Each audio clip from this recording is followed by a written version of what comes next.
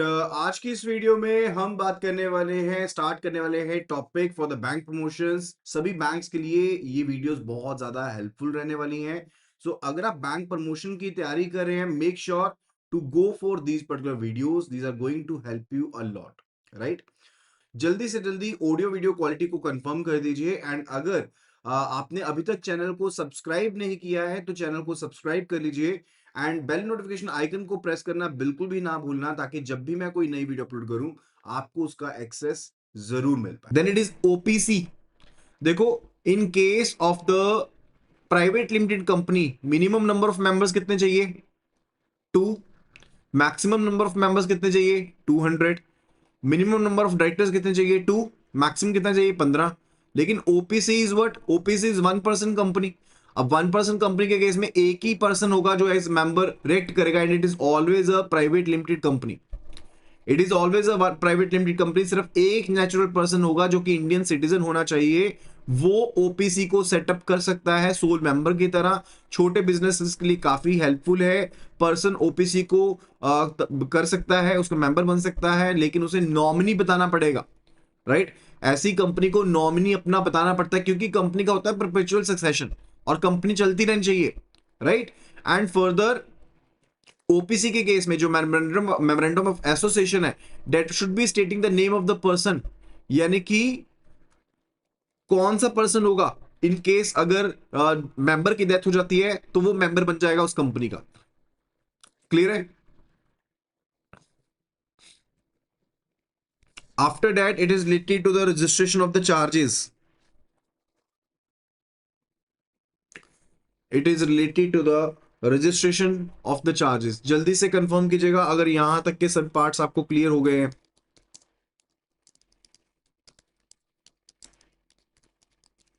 Kindly do answer at the earliest अगर यहां तक का कंसेप्ट क्लियर हो गया है। यस या नो लिख करके कंफर्म कर दीजिए। देखो, सबसे पहले चीज तो ये समझो कि चार्ज होता क्या है। चार्ज होता है एक इंटरेस्ट या लियन जो कि किसी कंपनी के एसेट के ऊपर, प्रॉपर्टी के ऊपर क्रिएट किया जाता है। Let's say the case, company ने कोई लोन लिया, राइट? एंड आप उस लोन को सेफगार्ड करना चाहते हो, उसको सिक्योर करना चाहते हो। उसके लिए कंपनी के प्रॉपर्टी के ऊपर एक आप इंटरेस्ट क्रिएट करते हो, दैट इज अ चार्ज। उसे क्या कहते हैं? चार्जेस कहते हैं। And charge could be the fix charge, it could be the floating charge, it could be the pari passu charge. अब फिक्स चार्ज तो वो होता है जिसका अमाउंट जितना मेंशन किया उतना ही रहेगा, उससे ज्यादा नहीं हो सकता, कम नहीं हो सकता। फ्लोटिंग चार्ज वो होता है जो अंडरलाइंग एसेट की वैल्यू के हिसाब से चेंज होता रहेगा, that is a floating charge. But pari passu charge क्या होता है? दैट्स रिलेटेड टू कि सेम एसेट के ऊपर जब मल्टीपल लेंडर्स चार्ज क्रिएट करते हैं in proportion to the loan that they have given, right, sanctioned, तो उसे हम क्या कहते हैं? We said to be pari passu charge. जैसे मान लो कि एक ये एसेट है और तीन लेंडर है। एक लेंडर ने लोन दिया 1 करोड़ का, एक ने 5 करोड़ का, एक ने 6 करोड़ का।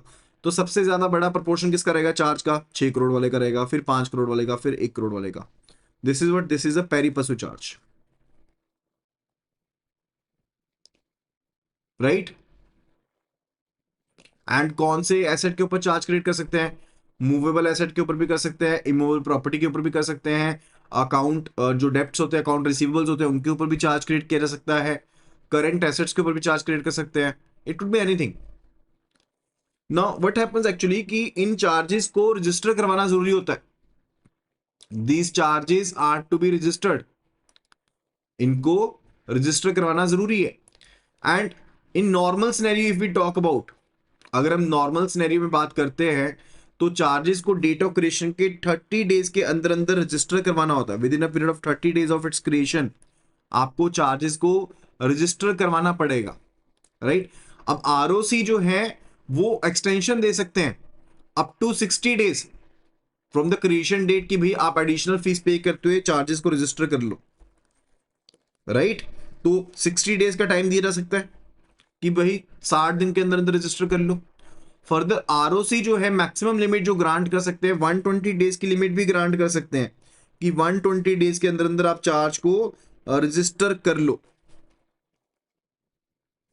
लेकिन जो कंपनीज का अमेंडमेंट ऑर्डिनेंस आया था 2019 में, उसने क्या बोला? उसने कहा कि आरओसी परमिट कर सकते हैं 300 दिन तक का time from the date of creation of charge, कि भाई आप चार्ज को रजिस्टर कर लो, ठीक है। तो अदरवाइज क्या होता है 60 और 120 होता था, लेकिन जो ऑडियंस आया उसने टाइम पीरियड कितना बढ़ा दिया, उसने कह दिया कि 300 दिन तक एडिशनल फीस आप पे करो और आप अपना चार्ज रजिस्टर करवा सकते हो। एंड आरओसी जो है वो आपको एक certificate of registration of such charge को इशू करने वाला है, राइट। अगर मान लो आपने चार्ज को रजिस्टर नहीं करा, तो जो लिक्विडेटर है वो ऐसे चार्ज को अकाउंट में नहीं ले सकता। लेट्स से केस कि बैंक है यहां पर और बैंक ने लोन दिया कंपनी को, एबीसी कंपनी को। अब इन्होंने चार्ज रजिस्टर करवाना था, बैंक ने चार्ज रजिस्टर मान लो नहीं करवाया, कल को कंपनी होगी लिक्विडेट। लिक्विडेट का मतलब होता है legal death of the company, company होगी लिक्विडेट, राइट। अब इस सिनेरियो में क्या रहेगा, अगर कंपनी लिक्विडेट हो गई है, अगर कंपनी लिक्विडेट हो गई है, तो इस सिनेरियो में क्या रहने वाला है, that bank is going to recover the amount, और बैंक किसके पास आएगा, लिक्विडेटर के पास। लेकिन क्योंकि अब चार्ज तो क्रिएटेड ही नहीं था, there was no charge which was created, तो भाई अब बैंक अपने चार्ज को लेकर के नहीं जा सकता, क्योंकि लिक्विडेटर उसे कंसीडर ही नहीं करेगा। Liquidator won't be considering that particular charge. Clear है चीज, ये पॉइंट क्लियर है आपको, इंपॉर्टेंट पॉइंट है, ठीक है। फर्दर प्लेज को बेसिकली चार्ज को रजिस्टर करवाने की जरूरत नहीं होती। अगर प्लेज का चार्ज क्रिएट किया गया ना, तो उसे रजिस्टर करवाने की जरूरत नहीं है। प्लेज का मतलब पता क्या होता है, प्लेज का मतलब होता है कि पोजेशन ऑलरेडी किसके पास है, possession is already with the lender, because in case of pledge possession is with the lender, ownership किसके पास होती है, who will be having the ownership, kindly do answer. Ownership is with the borrower, ownership borrower के पास ही है, लेकिन जो possession होता है वो लेंडर के पास होता है, राइट। एंड अगर मान लो, वैसे तो देखो ये ड्यूटी होती है कंपनी की, कि कंपनी को चार्ज रजिस्टर करवाना होता है विद द आरओसी। लेकिन मान लो कि अगर कंपनी चार्ज को रजिस्टर नहीं करवाती आरओसी के पास विद इन 30 डेज, तो वो कंपनी जिसके फेवर में चार्ज क्रिएट किया जा रहा था, वो आरओसी को बेसिकली खुद से अप्रोच कर सकते हैं, एंड रजिस्ट्रार जो है वो विद इन 14 डेज ऐसे रजिस्ट्रेशन को अलाउ कर सकता है, एंड बाद में जो पैसा लगा उनका वो रिकवर कर सकते हैं फ्रॉम द कंपनी, कंपनी से रिकवर कर सकते हैं वो। फर्दर सेक्शन 79 कहता है कि भाई अगर आपको टर्म्स एंड कंडीशंस या एक्सटेंट जो है वो मॉडिफाई करवाना है, तो that can be done under section 79, that can be done. Further there is a register जो शोकेस करेगा भाई कौन कौन से चार्जेस क्रिएट किए गए हैं, राइट। तो जो भी टर्म्स एंड कंडीशंस होगी वो सभी उसमें मेंशन्ड होंगी, right. It can be inspected by any person, it's a public register, it's a public register. If you want to check कि भाई कौन कौन से चार्ज रजिस्टर किए गए हैं, तो वो सब आपको मिल जाएंगे वहां पर, that is a public register. Then it's related to satisfaction of the charges. Satisfaction of the charges का मतलब होता है जब आपने कोई लोन दिया, आपने चार्ज क्रिएट करवा दिया, कंपनी ने चार्ज क्रिएट करवाया एंड आपको रजिस्ट्रेशन सर्टिफिकेट मिल गया चार्ज का, but after the loan is being repaid, अब उसको हटाना भी तो है चार्ज को, तो सेक्शन 82 उसके साथ डील करता है। कंपनी जो है वो इंटीमेट करती है आरओसी को कि भाई उसने पेमेंट कर दी है, जो भी उसने लोन लिया था उसने उसको कोई पेमेंट कर दी है, पूरी की पूरी पेमेंट कर दी है। एंड जैसे ही वो पेमेंट कर देगा उसके बाद 30 दिन के अंदर अंदर कंपनी ऐसा इंटीमेशन दे देती है आरओसी को। एंड देखो इस सेटिस्फेक्शन को रजिस्टर करने से पहले, क्योंकि अब कंपनी ने बताया है, आरओसी को वेरीफाई करना पड़ेगा। सो कंपनी ने बताया किसको, आरओसी को, कि हमने ये पैसा वापस कर दिया, इस चार्ज को हटा दो, ठीक है। तो अब आरओसी को इस चीज को क्या करना है, वेरीफाई करना है। तो आरओसी होल्डर को यानी कि लेट्स से लेंडर को एक नोटिस भेजेगा, अपना होल्ड लेंडर को एक नोटिस भेजेगा कि जब भी आपको ये नोटिस मिलता है तो उसके बाद विद इन 14 डेज आपको बताना है कि क्यों इस सेटिस्फेक्शन को रिकॉर्ड ना किया जाए। तो ये इसको पूछेगा भाई कि आप बताओ कि इस सेटिस्फेक्शन को रिकॉर्ड क्यों ना किया जाए, क्योंकि हमें तो कहा है कंपनी ने कि हमारा चार्ज सेटिस्फाई कर दो, राइट। एंड अगर कोई ऑब्जेक्शन रेज नहीं होती है, तो जो मेमोरेंडम ऑफ सेटिस्फेक्शन है वो एंटर कर दिया जाएगा रजिस्टर में। राइट, एंड चार्ज को सेटिस्फाई कर दिया जाएगा। क्लियर है ये point? Is this point clear to you so far? Kindly confirm.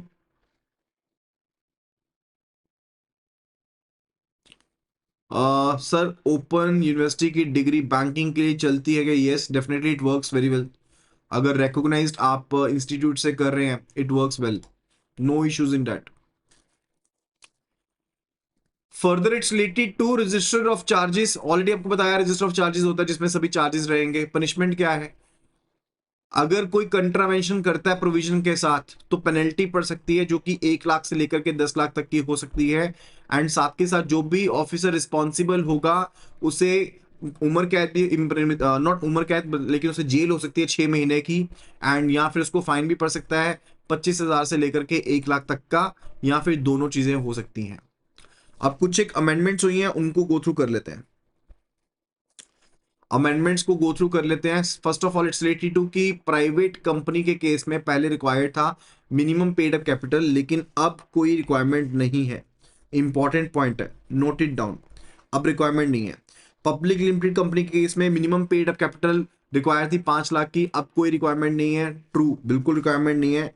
अच्छा, पहले कॉमन सील जो था वो मैंडेटरी था, लेकिन अब कॉमन सील जो है वो ऑप्शनल है। You could be using the common seal, that is the signature of the company, और you could not be using the common seal. Requirement नहीं है सच कि आपको रजिस्ट्रेशन करवानी ही पड़ेगी, कॉमन सील करवाना ही पड़ेगा, यानी कॉमन सील आपको अफिक्स करना जरूरी है, ऐसा कुछ नहीं है। For the commencement of business, अब आपको कोई रिक्वायरमेंट नहीं है for the certificate of commencement of business. अब सेक्शन 11 को ऑमिट कर दिया गया है, लेकिन अब इसको सेक्शन 10A की तरह लेकर आया गया है अमेंडमेंट ऑर्डिनेंस के तहत, right. Further share certificate was issued under the common seal of the company. अब देखो, कॉमन सील का इस्तेमाल ही ऑप्शनल कर दिया गया है, ठीक है, तो कोई ऑथराइजेशन नहीं है। उसकी जगह पर अगर कोई 2 डायरेक्टर्स हैं ऑथराइज कर देते हैं, या फिर एक डायरेक्टर और एक का कॉमन सील भी अफिक्स कर दी जाती है, उसको भी सफिशिएंट मान लिया जाएगा, उस शेयर सर्टिफिकेट को भी सफिशिएंट माना जाएगा। फर्दर जो सेक्शन 123 सबसेक्शन 1 है, पहले ये होता ही नहीं था, that's related to dividend declaration. यानी कि अगर कंपनी ने डिविडेंड डिक्लेयर करना है, डिविडेंड का मतलब समझते हो, लाइक आपने कंपनी का शेयर परचेज करा तो कंपनी आपको पे ऑफ करती है, या तो आपको कैपिटल एप्रिसिएशन मिलती है। आपका शेयर पहले 100 रुपीज का था, अब हो गया 110 का, तो आपका 10 रुपए का कैपिटल इंक्रीज हो गया, राइट। दूसरी चीज क्या है, कंपनी आपको डिविडेंड पे ऑफ करती है। अब रिक्वायरमेंट ये है कि कोई भी कंपनी ने अगर डिविडेंड पे करना है ना, तो उनको पहले अपने जो भी पुराने लॉसेस थे, जो भी उनका डेप्रिसिएशन का अमाउंट था जो उन्होंने पहले प्रोवाइड नहीं करा, पहले उसको सेट ऑफ करना पड़ेगा करंट ईयर के प्रॉफिट के अगेंस्ट। उसके बाद ही आप कोई डिविडेंड इशू कर सकते हो, right. Otherwise the dividend can not be issued, otherwise dividend issue नहीं कर पाएंगे।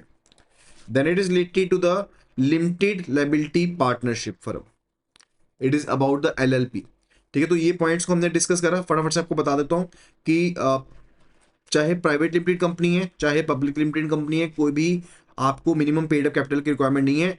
अगर आप कॉमन सील का इस्तेमाल कर रहे हो, that is now very much optional, वो मैंडेटरी नहीं है, वो ऑप्शनल है।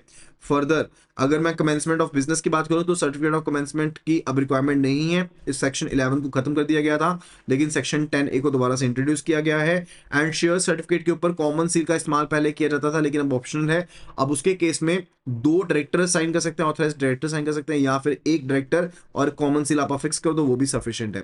एंड सेक्शन 123 कहता है कि अगर कंपनी ने डिविडेंड इशू करना है तो पहले कंपनी को अपने जो भी कैरिड ओवर प्रीवियस लॉसेज है उनको, एंड साथ ही साथ डेप्रिसिएशन अगर कोई प्रोवाइड नहीं करी थी, उन्हें सेट ऑफ करना पड़ेगा करंट ईयर के प्रॉफिट से। उसके बाद अगर कोई पैसा बचता है तो कंपनी डिविडेंड इशू कर सकती है। क्लियर है चीज? Clear so far? चलिए अभी चलते हैं हम नेक्स्ट टॉपिक की तरफ, which is related to the LLP, which is the limited liability partnership firm. देखो, अब आपने पढ़ा पार्टनरशिप के फर्म के केस में अनलिमिटेड लायबिलिटी होती है, there is unlimited liability, right. लेकिन उसमें काफी इजीनेस भी थी, आपको इतनी रिटर्न्स नहीं भरनी पड़ती थी, डॉक्यूमेंटेशन इतनी ज्यादा नहीं थी, राइट। लेकिन उसमें जो लायबिलिटी थी वो अनलिमिटेड थी। फिर आपने पढ़ा कंपनी के बारे में। अब कंपनी के केस में डॉक्यूमेंटेशन तो ज्यादा है, लेकिन लिमिटेड लायबिलिटी है। क्या है? लिमिटेड लायबिलिटी एग्जिस्ट करती थी इन जनरल, अगर हम बात करें कंपनी के केस में। यहां पर भी अनलिमिटेड लाइबिलिटी हो सकती है, बट इन जनरल बात कर रहे हैं, राइट। तो तीसरा एक हमारे पास वे आउट आता है, that is LLP, that is a limited liability partnership firm, जिसमें दोनों के फीचर है।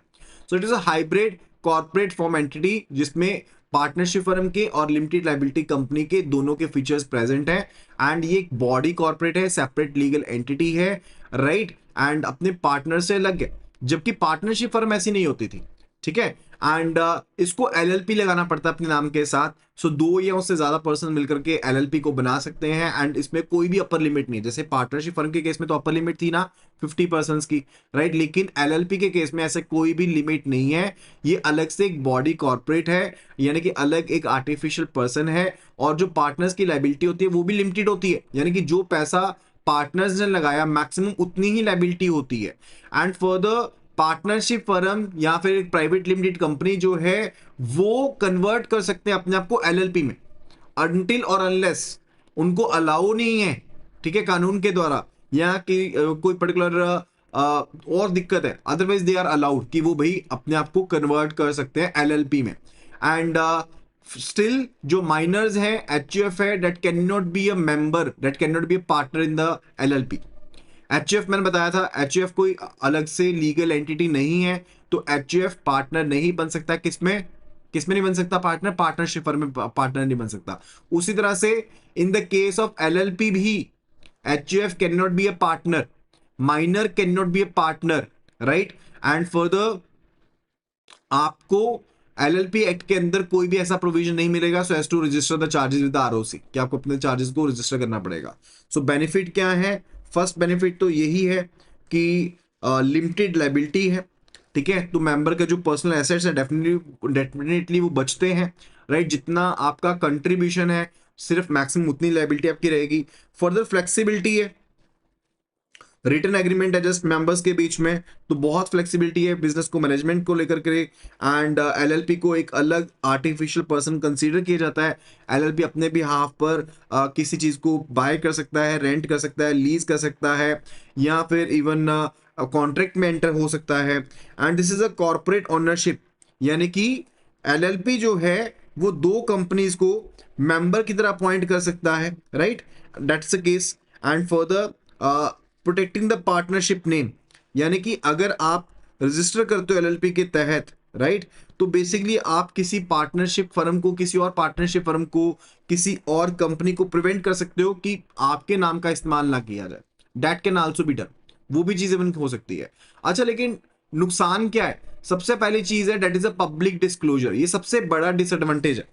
सबसे बड़ा डिसएडवांटेज जो है वो है पब्लिक डिस्क्लोजर, यानी कि जो फाइनेंशियल अकाउंट्स हैं उनको कंपनी हाउस में आपको जमा करना पड़ेगा, रिकॉर्ड के पर्पस के लिए आपको प्रोवाइड करना पड़ेगा, राइट। जैसे कि कंपनीज के केस में भी आपको ROC को अपनी balance sheet and profit loss statements भेजनी पड़ती है, कंपनीज को भेजनी पड़ती हैं।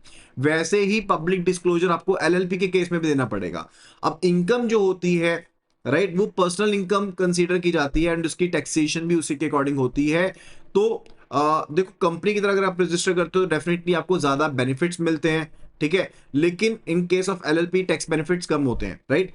फर्दर प्रॉफिट जो है वो सेम वे में आप रिटेन नहीं कर सकते जैसे कि आप कंपनी के केस में रिटेन कर सकते हो।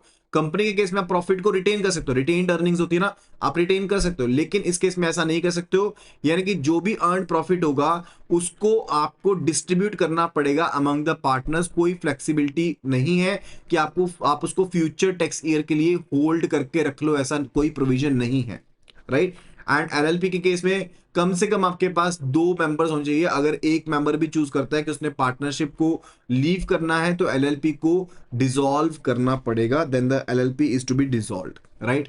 सो that these are the main disadvantages related to the LLP। So LLP के ये मेजर डिसएडवांटेजेस है। तो यहां तक पॉइंट्स क्लियर हो गए। So we read about the companies, we read about the OPC, we read about the LLP। I hope कि ये सभी पॉइंट्स आपको क्लियर हो गए होंगे सो फार। अच्छा, एक बोनस पॉइंट आपको मैं डिस्कस कर लेता हूं आपके साथ, that's related to the right issue and the bonus share. Are you aware of these terms? अच्छा, एक होता है राइट इशू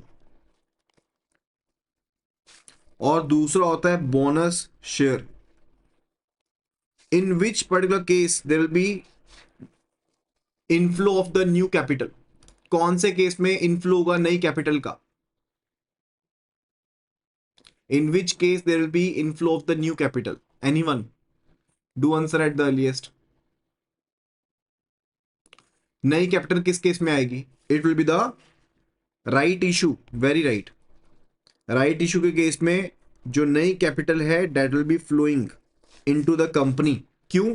जैसे मान लो कंपनी है यहां पर XYZ, अब ये राइट इशू देती है। राइट इशू का मतलब क्या है कि आप एडिशनल शेयर्स को इशू करना चाहते हो, but you give a right, आप एक अधिकार देते हो, you give a right to the existing share holders कि भाई अगर आप परचेज करना चाहते हो तो परचेज कर लो। ठीक है, तो जैसे मान लो भारतीय एयरटेल आई, भारतीय एयरटेल ने कहा कि 10:1 की प्रोपोर्शन में you can be having the right issue, यानी कि अगर एक पर्सन के पास 100 शेयर्स हैं तो वो 10 शेयर परचेज कर सकता है, 10 शेयर है तो एक शेयर परचेज कर सकता है नया। ठीक है, वो हो गया राइट इशू। अब जब राइट इशू किया जाएगा, पर्सन को पैसे तो पे करने पड़ेंगे ना एक्वायर करने के लिए, ये आपका जस्ट एक अधिकार है कि आपको अधिकार मिल गया कि आप शेयर परचेज कर लो, that is a right issue. ठीक है, जबकि बोनस शेयर क्या होता है? Bonus share is a capitalisation of the reserves. ये तो कैपिटलाइजेशन है। क्या है? कैपिटलाइजेशन है, यानी कि एग्जिस्टिंग जो कॉर्पस पड़ा था कंपनी के पास, एग्जिस्टिंग कॉर्पस जो पड़ा था कंपनी के पास, राइट, जस्ट कंपनी ने उसको शेयर्स में कन्वर्ट कर दिया and free of cost share allot कर दिया। इसने कहा कंपनी ने कि जिसके पास 100 शेयर है उसे एक शेयर मिलेगा, तो कंपनी ने ये शेयर्स अलॉट कर दिए। जिसके पास 5,000 शेयर थे, ठीक है, उसको 50 शेयर नए मिल गए फ्री ऑफ कॉस्ट, उसको कोई पैसा पे नहीं करना पड़ा। और जब पैसा पे ही नहीं करा तो कंपनी के पास पैसा नया आएगा ही नहीं। क्लियर है चीज? So that would be it, right. That will be all about today video. आज की वीडियो में सिर्फ इतना ही। आई होप कि आपने सभी टॉपिक्स को अच्छे से समझा होगा। अगर किसी भी तरह का डाउट है तो you can be letting no in the comment section, and further do download the application from the link iibf24/app। And अगर आप iOS यूजर हैं, it will be asking for the ORG code which is GEGKT। So just do download the application and start your preparations. Thank you so much and see you again in the next video.